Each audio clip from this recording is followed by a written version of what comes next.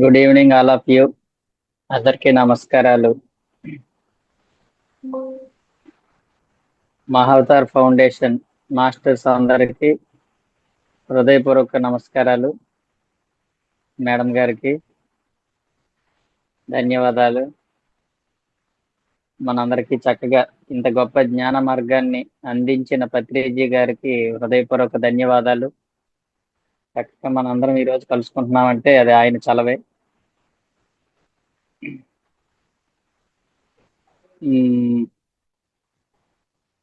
Madam గారు అడిగారు class.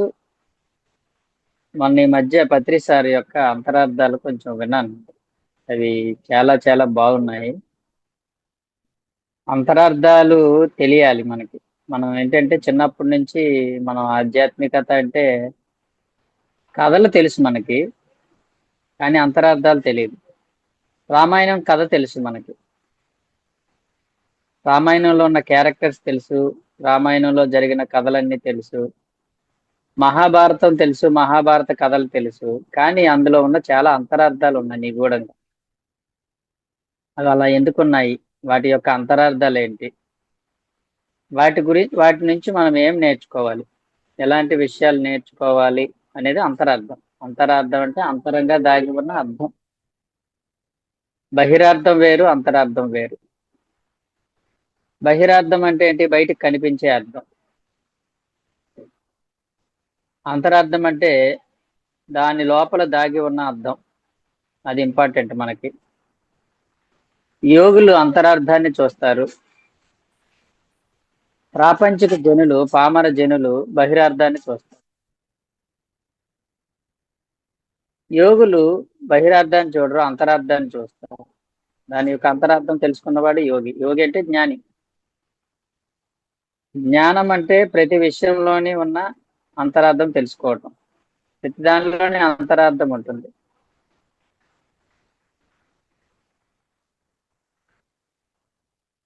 మత్స్యలోకం అన్నాం అనుకోండి, ఇది మత్స్యలోకం, భూలోకం. మత్స్యలోకం అంటే మరణం ఉండే లోకం అనమాట. ఇది అమర్త్యలోకం అంటే మరణం లేని లోకం. అమర్త్యుడు అంటే అర్థం ఏంటంటే మరణం లేని లోకం. ఈ భూమండలం మరణం ఉండే లోకం. ఇది ఇక్కడ మరణం ఉంది కాబట్టి దీన్ని మత్స్యలోకం అంటారు. అమర్త్యలోకం అంటే పైలోకాల్లో మరణం ఉండదు. అక్కడ అక్కడ అలాగ ఉంటాం, ఆత్మగా ఉంటాం. అక్కడ మరణం అనేది ఉండదు. ఇక్కడ జననం మరణాలు ఉంటాయి కాబట్టి దీన్ని మత్స్యలోకం అంటారు. అలా ప్రతి విషయాల్ని మనం జాగ్రత్తగా గమనిస్తే చాలా విషయాలు మనకు తెలుస్తాయి. ధ్యానం చేస్తున్న కొద్దీ వాటి మీద ధ్యాస పెరిగే కొద్దీ మనకు తెలుస్తాయి. చిన్నప్పటి నుంచి ఎన్నో కథలు విన్నాము, కానీ వాటి యొక్క అంతరార్థాలు తెలియదు మనకి. ఈరోజు కొన్ని విషయాలు నేను తెలుసుకున్నవి, నేను గ్రహించినవి, నేను విన్నవి చెప్పాలనుకున్నాను అందరికి. మేడం, ఆడియో బాగానే వస్తుందా?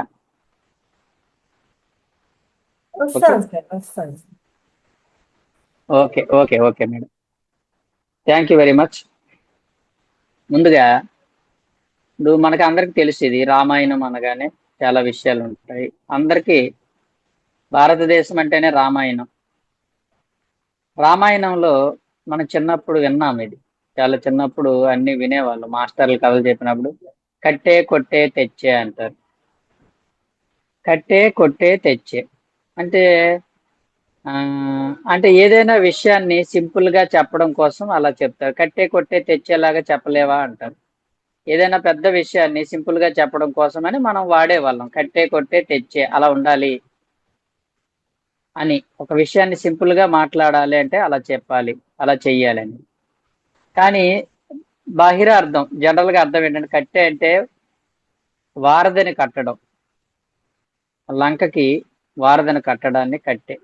కొట్టె అంటే ఆ రాక్షసులని, ఆ రావణాసురుని అందరినీ సంహరించటం కొట్టె. తెచ్చే అంటే సీతాదేవిని తెచ్చుకోవటం. ఇది బహిరార్థం. కానీ దాని అంతరార్థం వేరే. అంతరార్థం ఏంటంటే కట్టె అంటే శరీరాన్ని కట్టేయటం. వారధి అంటే శరీరం. శరీరం ఈ కట్టె కాలే వరకు అంట. కట్టె అంటే శరీరం అని అర్థం. కట్టెను కట్టేయాలి. కట్టేయడం అంటే ఏంటంటే ఈ శరీరాన్ని జడంగా అలా ఉంచాలి, కదలకుండా అలా ఉంచాలి. శరీరాన్ని ఏ పని చేయనివ్వకూడదు, శరీరంతో చూడకూడదు, వినకూడదు, మాట్లాడకూడదు. ఈ శరీరంతో ఏమీ చేయకుండా ఉంచేయడాన్ని దాన్ని కట్టే, అంటే ఈ కట్టెను కట్టేయాలి. కొట్టే అంటే దేన్ని కొట్టాలి? అక్కడ రావణాసురుడు అంటే మనస్సును కొట్టేయాలి. శరీరాన్ని కట్టేయాలి, మనస్సును కొట్టేయాలి. మనస్సును కొట్టేయడం అంటే ఏంటి? ఆ మనసులోని ఆలోచనలను లేకుండా నిర్వీర్యం చేస్తూ ఉండాలి. ఆలోచనలు వస్తూ ఉంటాయి, ఆలోచనలని కొట్టేయాలి, సంహరించాలి. దానికి ఒక ఆయుధం ఉంది, ఆయుధం పేరే శ్వాస. శ్వాస అనే ఆయుధంతో ఆలోచనలన్నిటినీ కొట్టేస్తూ ఉండాలి. కట్ కట్ కట్ కట్ అంటాం. కట్ చేయడాన్ని కొట్టేయటం. మనం ఏమంటాం ధ్యానంలో? ఆలోచనలు వస్తే కట్ చేయండి అంటాం, దాన్ని కొట్టే. తెచ్చే అంటే ఏంటి? ఆత్మశక్తిని తెచ్చుకోవటం. సీతాదేవి అంటే శక్తి, సీతాదేవి అంటే శక్తి, ఆత్మశక్తి. కట్టే, కొట్టే, తెచ్చి. కట్టే అంటే శరీరము, కొట్టే అంటే మనస్సు, తెచ్చే అంటే ఆత్మ యొక్క శక్తి, ఆత్మకు సంబంధించింది అనమాట ఇది. ఆత్మశక్తిని, ఆత్మసిద్ధులను, ఆత్మ జ్ఞానాన్ని తెచ్చుకో అంటే శరీరాన్ని కట్టేసి, అంటే జడంగా కూర్చోబెట్టి, మనసును కొట్టి, శ్వాస అనే ఆయుధంతో మనసుని సంహరించి తెచ్చుకో, ఆత్మ యొక్క సంపదను అంతటిని తెచ్చుకో. ఇది కట్టే కొట్టే అంటే, ఈ కట్టే కొట్టే తెచ్చే అన్నది ఏంటంటే ధ్యానానికి సంబంధించిన అంశం. అది శరీరాన్ని కట్టేసి, మనసును కొట్టేసి, ఆత్మశక్తిని తెచ్చుకోవడాన్ని కట్టే కొట్టే తెచ్చే, అది దాని అంతరార్థం. బహిరార్థం వేరు, అంతరార్థం వేరు అని చెప్పుకున్నాం. కట్టే అంటే శరీరము, కొట్టే అంటే మనస్సు, ఆత్మ తెచ్చే అంటే ఆత్మశక్తిని. కట్టేయాల్సిన దాన్ని, శరీరాన్ని కట్టేయాలి, మనసును కొట్టాలి, ఆత్మశక్తిని తెచ్చుకోవాలి. ఇది అంతరార్థం అండి. జనరల్ గా ఈ విషయం ఎవరికి తెలియదు. ఇది పత్రిజీ చెప్పారు ఈ విషయం, కట్టే కొట్టే తెచ్చేది. అలాగే రామాయణం అనగానే అందరికీ తెలిసిన క్యారెక్టర్స్ ఉంటాయి. కుంభకర్ణుడు, రావణాసురుడు, విభీషణుడు, ఆంజనేయుడు, రాముడు. 5 క్యారెక్టర్స్, ఇంపార్టెంట్ క్యారెక్టర్. కుంభకర్ణుడు, రావణాసురుడు, విభీషణుడు, ఆంజనేయుడు, శ్రీరాముడు. కుంభకర్ణుడు అంటే శరీరము, శరీర తత్వానికి ప్రతీక. రావణాసురుడు అంటే మనస్సుకు ప్రతీక. విభీషణుడు అంటే బుద్ధికి ప్రతీక. ఆంజనేయుడు అంటే ఆత్మకు ప్రతీక. శ్రీరాముడు అంటే సర్వాత్మకు ప్రతీక. శరీరము, మనస్సు, బుద్ధి, ఆత్మ, సర్వాత్మ, పరమాత్మ. అంటే ఈ 5 క్యారెక్టర్స్ 5. దీన్నే తమోగుణము, రజోగుణము, సాత్విక గుణము, శుద్ధ సాత్వికము, నిర్గుణము. తమో గుణం అంటే శరీరానికి సంబంధించిన నిద్ర, తిండి. అందుకనే కుంభకర్ణుడిని ఏమంటారు? 6 నెలల నిద్ర, 6 నెలల తిండి అంటారు. నేను చిన్నప్పుడు అనుకున్నాను, 6 నెలల నిద్ర ఏంటి, 6 నెలల తిండి ఏంటి, అలా ఎవడైనా ఉంటారా అనుకున్నాం. కానీ దాని అర్థం ఏంటంటే జీవితంలో తిండికి నిద్రకే ప్రాముఖ్యత ఉంటే దాన్ని తమో గుణము అంటారు. కుంభకర్ణుడు లాంటి జీవితం తమో గుణము.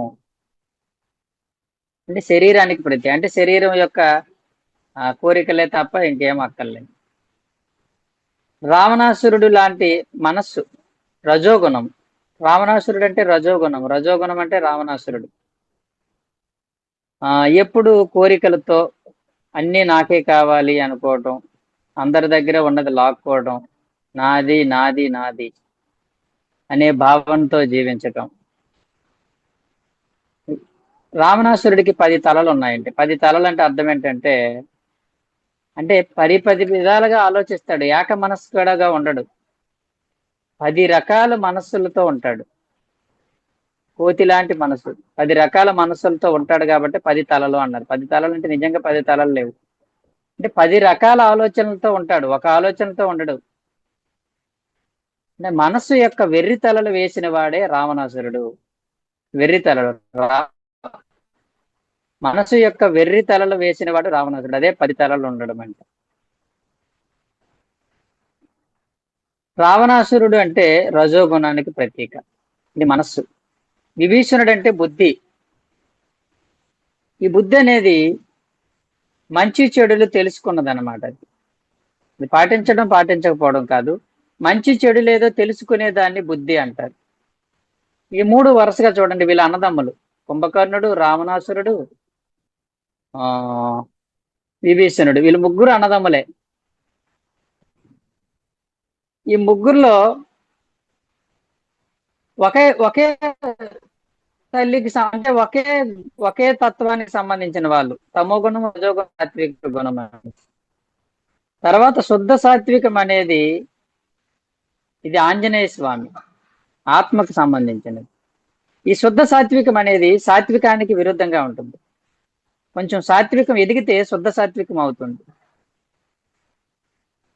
సాత్వికం అనేది దోషము, గుణ దోషం. అది అంటే కూడని మంచి చేయటము, మంచి చెయ్యబోనటము, ఇతరులకు నేను ఏదో మేలు చేస్తాను అనుకోవటము, ఇదంతా సాత్విక గుణ దోషం. ఇది రజోగుణము, ఇది తమో గుణము. ఈ 3 ఒక జాతికి చెందినవి. తర్వాత 4వది శుద్ధ సాత్వికం అంటే ఆంజనేయ స్వామి. ఆంజనేయ స్వామి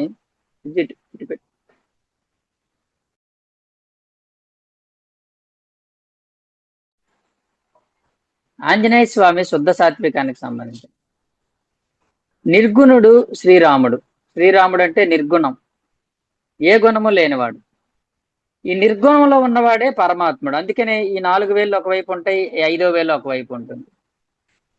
ఈ శుద్ధ సాత్వికుడు నిర్గుణాన్ని చేరుకోవడానికి ప్రయత్నం చేస్తుంటాడు. అంటే ఆంజనేయ స్వామి ఎప్పుడు కూడా శ్రీరాముడి గురించే కలలుగంటూ ఉంటాడు. రామ రామ రామ రామ అంటుంటాడు. ఎవరు? ఆంజనేయుడు. అంటే ఈ శుద్ధ సాత్వికము దేనికోసం ఎగబాగుతూ ఉంటుంది? నిర్గుణం కోసం ఎగబాగుతూ ఉంటుంది. శుద్ధ సాత్వికం అంతా కూడా నిర్గుణం వైపు ప్రయాణం చేయడానికి అరులు చాస్తుంది. ఆంజనేయుడు ఎప్పుడు రామ రామ రామ అంటాడు. అంటే నిర్గుణం అంటే గుణాతీతుడు కావడం కోసం ప్రయత్నం చేస్తూ ఉంటుంది. ఇవి 5 గుణాలకు సంబంధించినవి క్యారెక్టర్స్. కాబట్టి ఆంజనేయ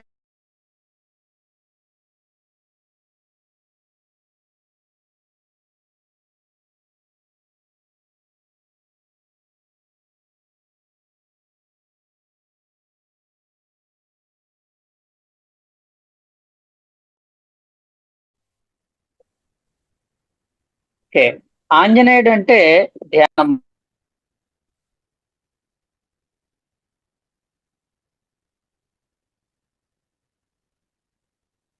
మ్యూట్లోకి వెళ్ళారు సార్. ఈ 5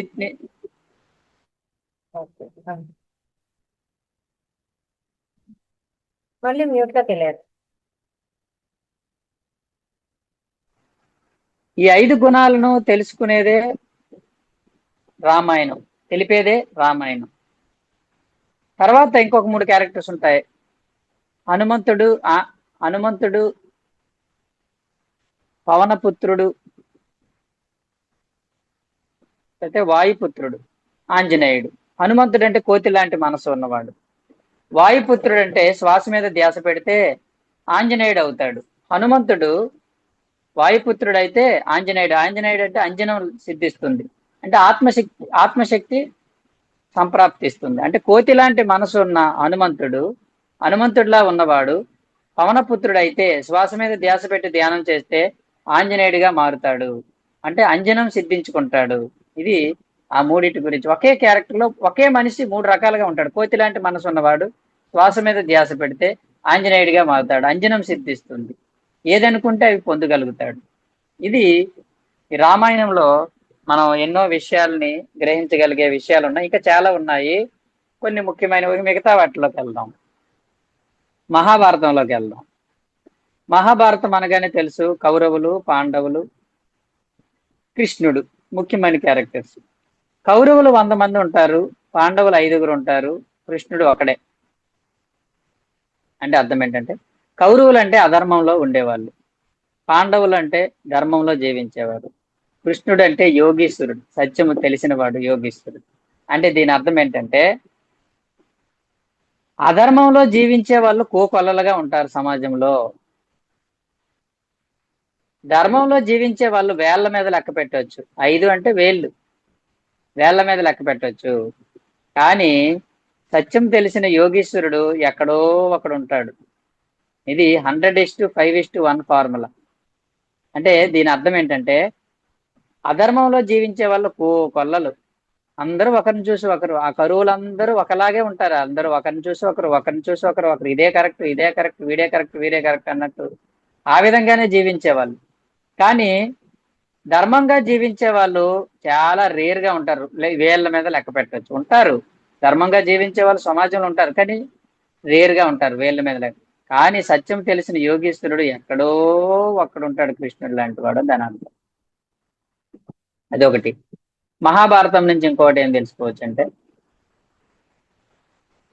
ఆ ధర్మంలో నువ్వు జీవించాలనుకున్నప్పుడు నీకు ఎన్నో కష్టాలు వస్తాయి, చాలా ట్రబుల్స్ వస్తాయి నీకు. కానీ చివరికి విజయం సాధిస్తావు నువ్వు. పాండవులు ధర్మంగా జీవించారు, ఎన్నో కష్టాలు అనుభవించారు, కానీ చివరికి విజయాన్ని పొందారు. అధర్మంలో జీవించే వాళ్ళు ఎన్నో సుఖాలు పొందుతూ ఉంటారు, ఎన్నో ఆనందాలు పొందుతున్నారు, మేము విజయం పొందామని విర్రవీగుతూ ఉంటారు, కానీ చివరికి అపజయం పాలవుతారు. ఇది దాని అర్థం.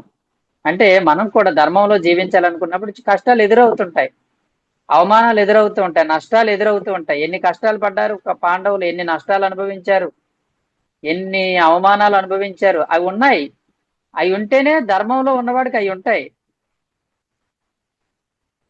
శకుని అడుగుతాడు దుర్యోధనుడు, మామయ్య మనం ఎంత ఈజీగా, అంత బలవంతులైన పాండవుల్ని మనం అంత ఈజీగా ప్రతి చోట ఓడించగలుగుతున్నాం ఎలా మామయ్య అని అంటాడు. ఓహే, ధర్మంలో జీవించాలనుకున్న వాడిని ఓడించడం చాలా ఈజీరా అన్నాడు ఆయన. నీ నీ బలంతో నువ్వు ఓడించట్లేదు, వాళ్ళు ధర్మానికి కట్టుబడి ఉన్నారు కాబట్టి నువ్వు గెలుస్తున్నావు అంతే. నిజానికి నువ్వేం గెలవట్లేదు, అది నీ సత్తా కాదు నాయన అన్నాడు శకునికి తెలుసా నిన్ను. బాగా బులిసిపోయి అంటాడు దుర్యోధనుడు, మావయ్య మనం ఎంత ఈజీగా గెలిచేస్తున్నాం, వాళ్ళు అంత పరాక్రమంలో అంటారే, అంత ఎలాగా ప్రతి చోట మనమే గెలుస్తున్నామా అంటే అప్పుడు చెప్తాడు,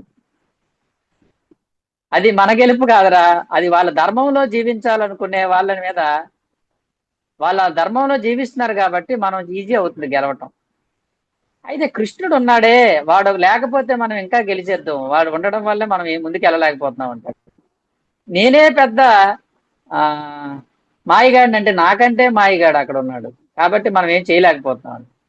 అంటే ఇంకొక విషయం ఇక్కడ అర్థం చేసుకోవచ్చు, ఎక్కడైతే ధర్మం ఉంటుందో, ఎవరైతే ధర్మంలో జీవిస్తారో వాళ్ళ వైపు భగవంతుడు ఉంటాడు. భగవంతుడు ఎవరితో ఉంటాడు? ధర్మంతో ఎవరైతే జీవిస్తారో వాళ్ళ వైపు భగవంతుడు ఉంటాడు. కృష్ణుడు ఇద్దరికి బంధువే, కౌరవులకి పాండవులకి.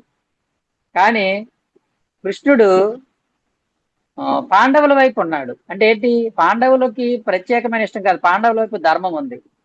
ఎక్కడ ధర్మం ఉంటుందో అక్కడ భగవంతుడు ఉంటాడు. కాబట్టి మనం ధర్మం వైపు మనం జీవిస్తే భగవంతుడు మనతో ఉంటాడు అని చెప్పడం.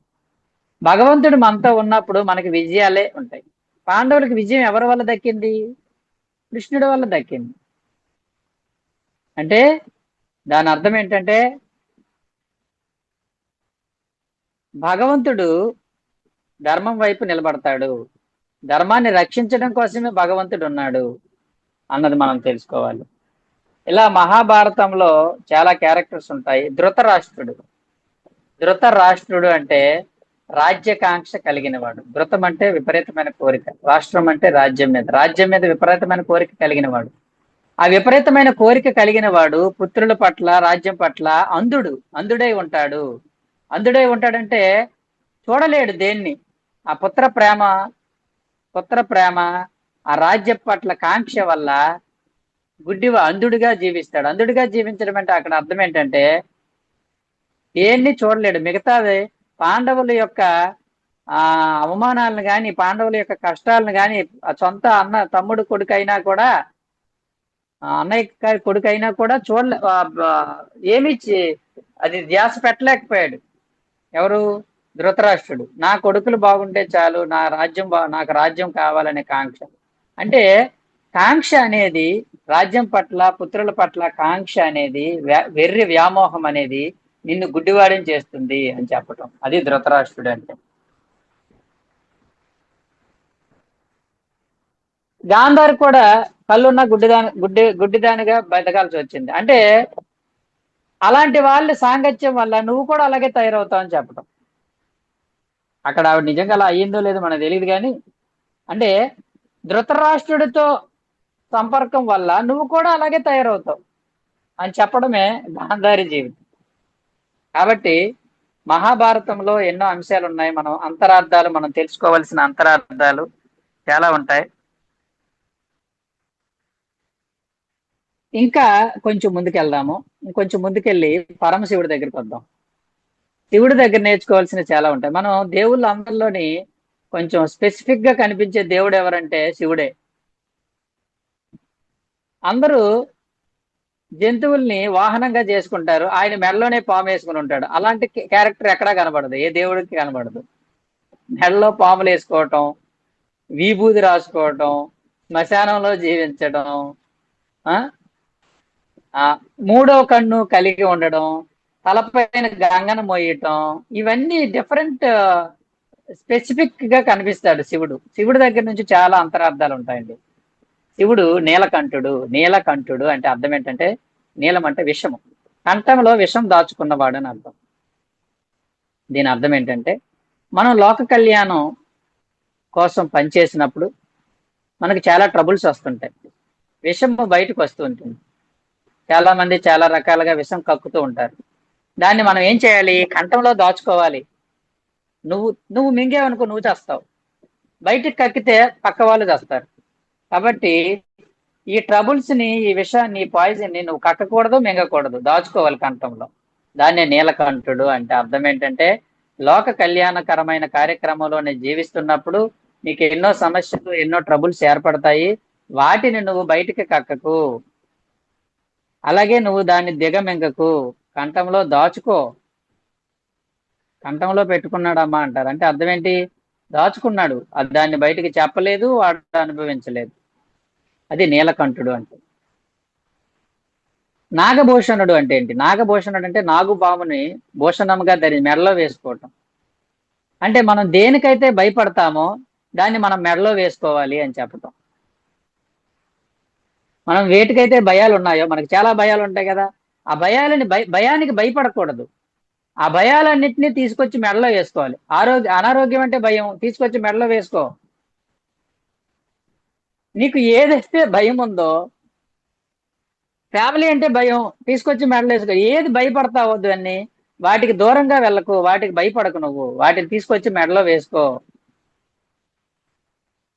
దాన్ని నాగభూషణుడు అంటే, నువ్వు నీ భయాలకు భయపడకు, భయాలను ధరించు నువ్వు అని చెప్పడం అండి. ధరించాలి, భయాన్ని ధరించాలి.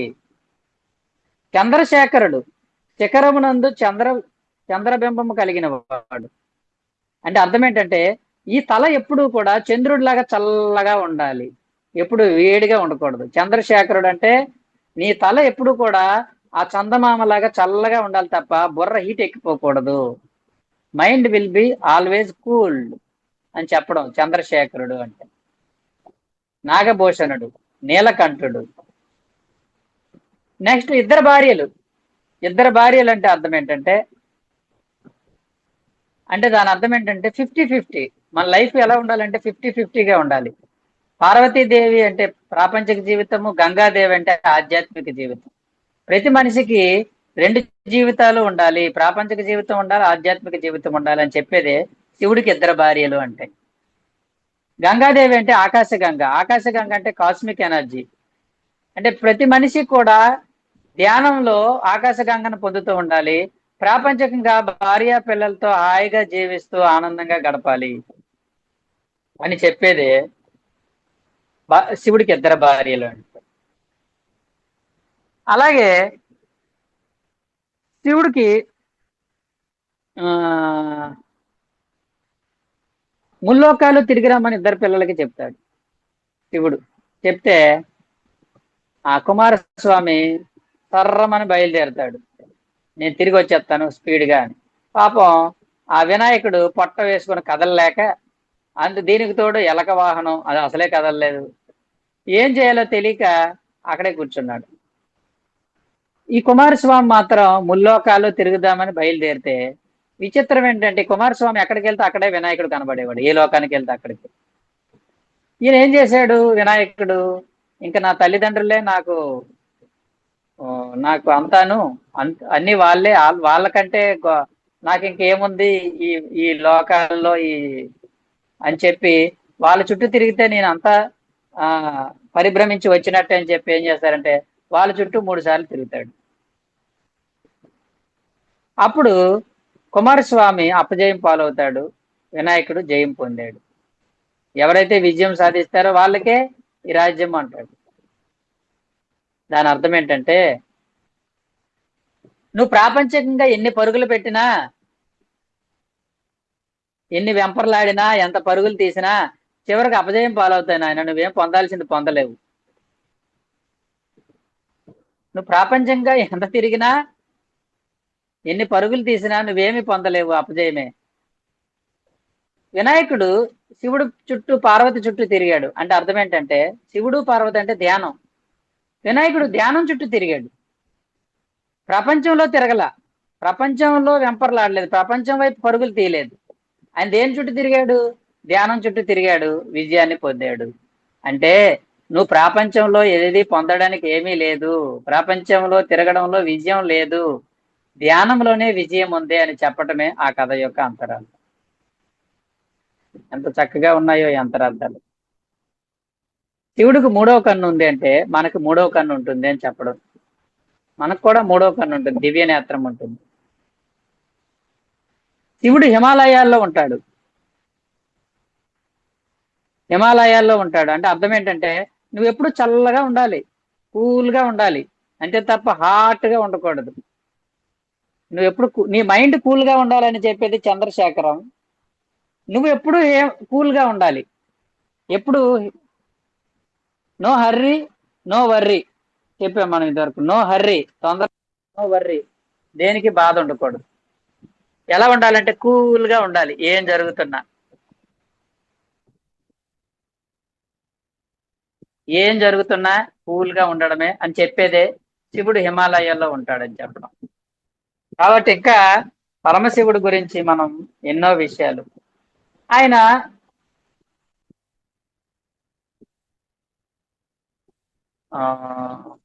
శ్మశానంలో జీవించాడు, ఉండేవాడు అంటే అర్థం ఏంటంటే లైఫ్ సింపుల్గా ఉండాలి, ఆధ్యాత్మికంగా ఉన్నతంగా ఉండాలి, 3వ కన్ను కలిగి ఉండాలి, ప్రాపంచికంగా చాలా సింపుల్ గా లైఫ్ ఉండాలి. అంతే తప్ప ప్రాపంచిక ఆర్భాటాలు ఏం అవసరం లేదు, చిన్న పులి చర్మం చాలా ధరించడానికి అని చెప్పాడు, రాసుకోవడానికి బూడిద చాలు, అంటే వెరీ సింపుల్ లివింగ్.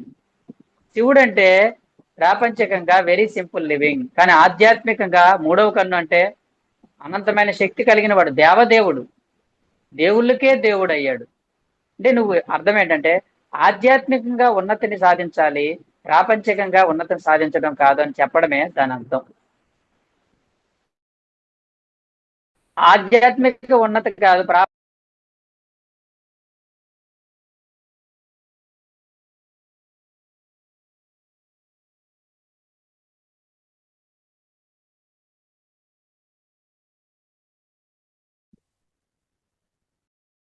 దీన్నే ఏమంటారంటే జనరల్ గా దీన్ని ఏమంటారంటే ప్రాపంచికంగా సంతృప్తి ఉండాలి, ప్రాపంచిక జీవితంలో సంతృప్తి ఉండాలి, ఆధ్యాత్మిక జీవితంలో అసంతృప్తి ఉండాలి.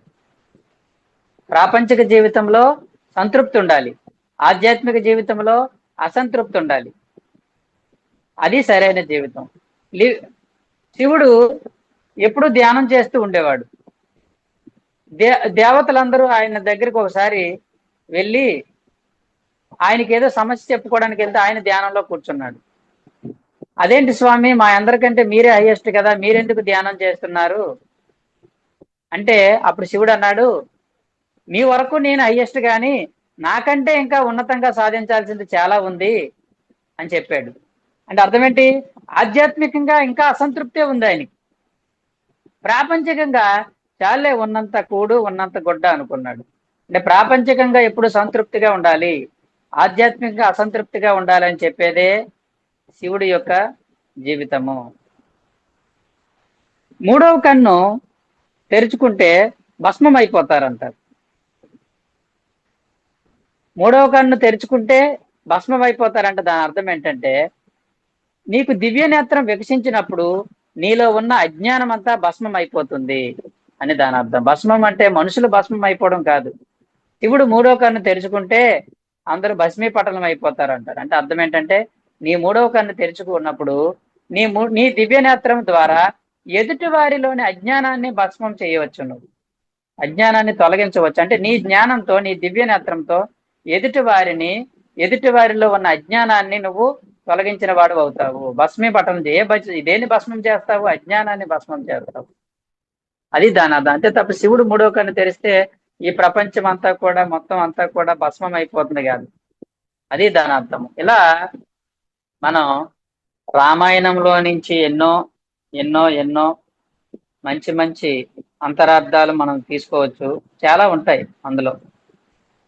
అలాగే మహాభారతంలోంచి ఎన్నో మంచి అంతరార్థాలు తీసుకోవచ్చు.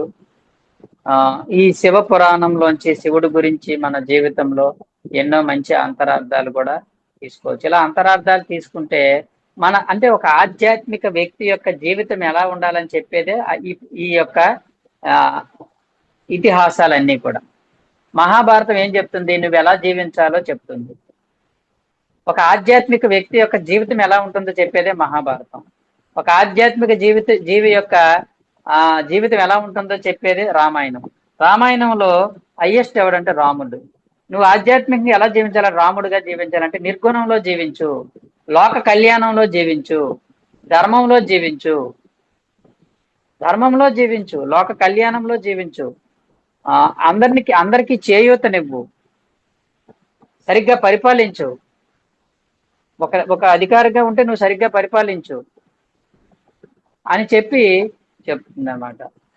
ఎక్కడైతే రాముడు ఉంటాడో అక్కడ సీత ఉంటుంది. అంటే ఎక్కడైతే నిర్గుణం ఉంటుందో అక్కడ శక్తి ఉంటుంది, అనంతమైన శక్తి ఉంటుంది. సీతాదేవి అంటే అనంతమైన శక్తి. అలాంటి వారికి ఆంజనేయ స్వామి లాంటి వాళ్ళు సహాయం చేస్తూ, అంటే శుద్ధ సాత్వికంలో ఉన్నవారు, ధ్యానం చేసే వాళ్ళందరూ మనకు సహాయకారులుగా ఉంటారు అని చెప్పడం. ఇలా మనం ఎన్నో విషయాలు అంటే ఒక ఆధ్యాత్మిక జీవితానికి అర్థం పట్టేవే ఈ ఇతిహాసాలన్నీ కూడా. మహాభారతాన్ని బట్టి మనం తెలుసుకోవచ్చు. కృష్ణుణ్ణి పాండవులు కోరుకున్నారంటే ఈ ధర్మంలో జీవించే వాళ్ళందరూ సత్యాన్ని తెలుసుకున్న యోగీశ్వరులను కోరుకుంటారు. మాకు కావాలి. మనందరం కూడా పత్రిసారిని ఎందుకు కోరుకున్నాం? మనందరికి ధర్మం పట్ల ఆసక్తి కాబట్టి మనకి కృష్ణుడు లాంటి పత్రిసారి అవసరమైంది. మిగతా వాళ్ళు పత్రిసారిని తిట్టుకునే వాళ్ళు చాలా మంది. కౌరవులందరూ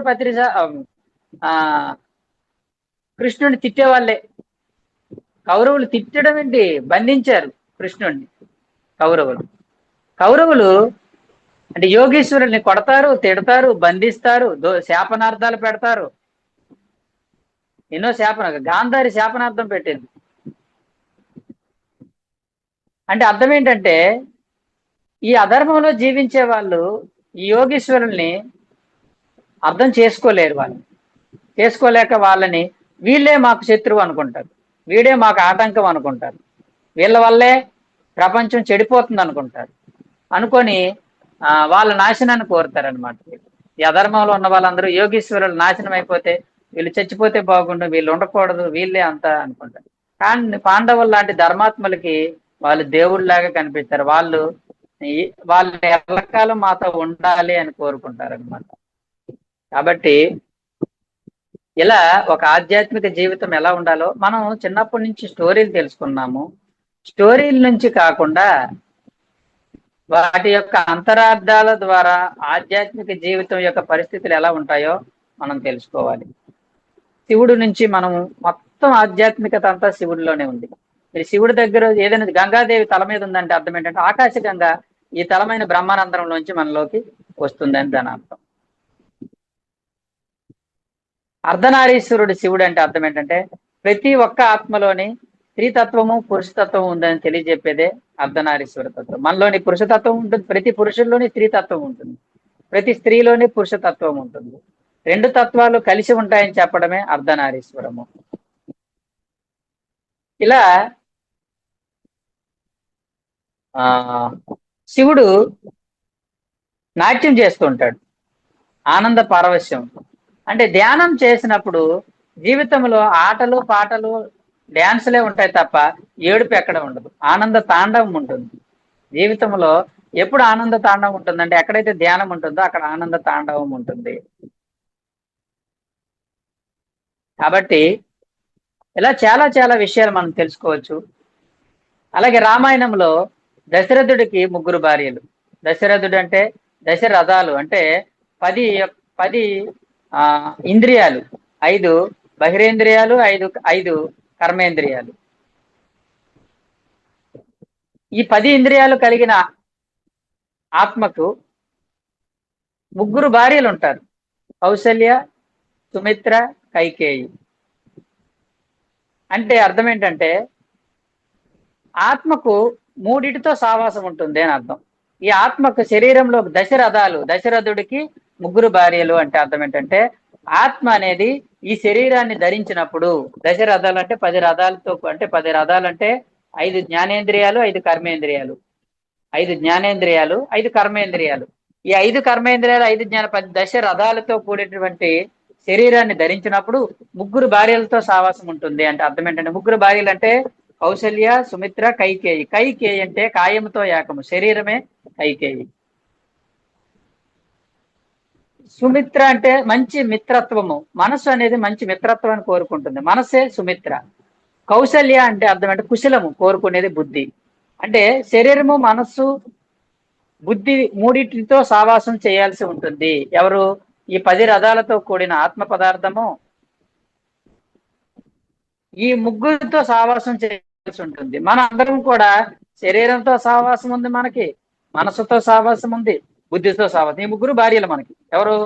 ఈ ఆత్మకి ముగ్గురు భార్యలు, శరీరము, మనస్సు, బుద్ధి. శరీరాన్ని చూసుకోవాలి, శరీరాన్ని బాగు చేసుకోవాలి, మనసును చూసుకోవాలి, మనసును బాగు చేసుకోవాలి, బుద్ధిని చూసుకోవాలి, బుద్ధిని బాగు చేసుకోవాలి. వాళ్ళు ముగ్గురితో సావాసం చేస్తుంటే సంసారం చేసేవారే దశరథుడు. దశరథుడికి ముగ్గురు భార్యలు, అది దాని అర్థము.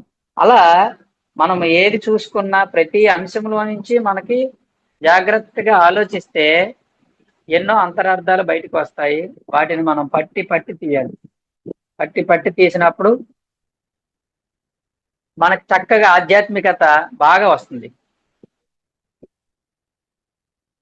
కథలు విన్నప్పుడు కథలు విన్నాము, ఇప్పుడు కథల్లోంచి బయటకు వచ్చేసాం, సత్యంలోకి వచ్చాము. సత్యంలోకి వచ్చినప్పుడు ఇక కథలు కాదు, ఆ కథల్లో ఉన్న అంతరార్థాలు ఏంటో తెలుసుకోవడం ఇప్పుడు మన డ్యూటీ. ఇప్పుడు ఇక కథలు కాదు, మన కథలు చిన్నప్పటి నుంచి వెంటనే ఉన్నా, అయిపోయింది కథలు. నీ కథలు ఇంకా నా దగ్గర నడవంటారు కదా, కథలు అయిపోయింది. మనం ఇప్పుడు కథల నుంచి ఎందులోకి వచ్చేయాలి?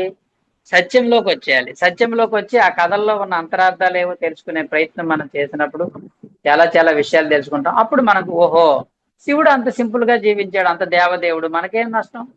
ఊరికే లేనిపోనివన్నీ కోరుతాం, నాకు అది బాగలేదు, ఇది బాగలేదు అంటాం, అది లేదు, ఇది లేదంటాం. ఆయన ఆ శ్మశానంలో ఉండే హాయిగా ధ్యానం చేశాడు, మనం ఏసీ రూమ్ లో కూర్చొని ధ్యానం చేయడానికే మనకు ఏడుపుతాం. మనం ఏమీ లేదు ఆయనకి. కాబట్టి మనం కూడా వాళ్ళని చూసి అవన్నీ నేర్చుకోవాలి. అంటే ఆధ్యాత్మికంగా హయ్యెస్ట్ పాసిబుల్ గా ఉండాలి, ప్రాపంచంగా యాజ్ సింపుల్ యాజ్ పాసిబుల్ గా ఉండాలి. ఎంత వీలైతే అంత సింపుల్ గా ఉండాలి, ఆధ్యాత్మికంగా హయ్యెస్ట్ పాసిబుల్ గా ఉండాలి. ఎంత పాసిబుల్ అయితే అంత సాధించే ప్రయత్నం చేయాలి.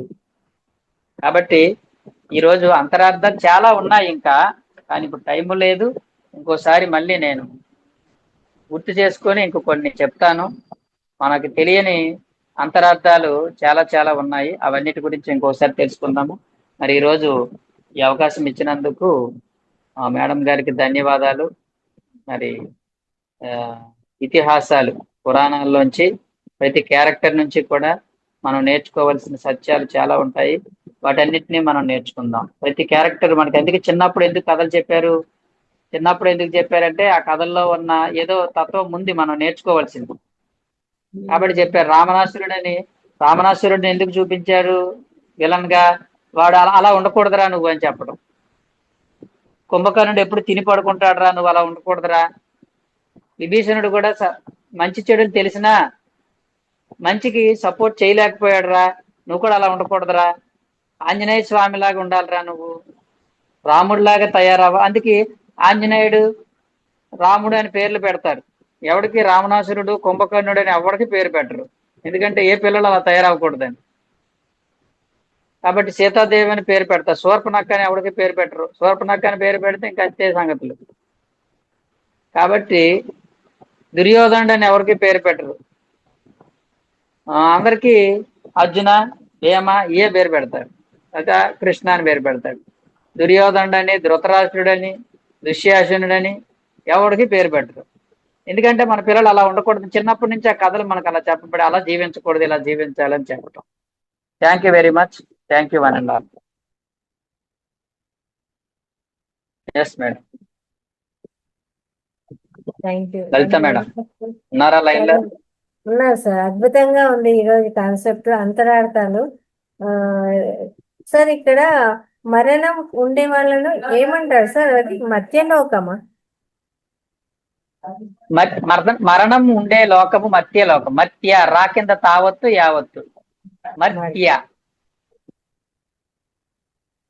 మత్య అమర్త్య.